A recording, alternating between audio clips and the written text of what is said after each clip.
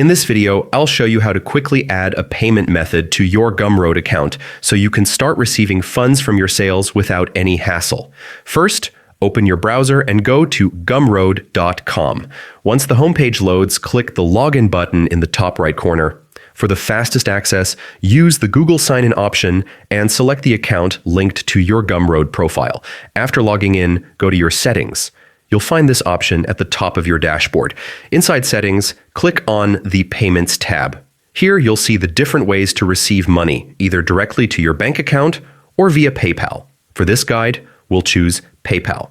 Click the PayPal option and follow the prompts to sign in and link your account. Make sure all the information is accurate to avoid delays in receiving payments. Once your PayPal account is connected, you're all set. Your Gumroad account is now ready to process payments smoothly, letting you focus on creating and selling your products. That's it. Adding a payment method is fast, simple, and essential for running your Gumroad store effectively.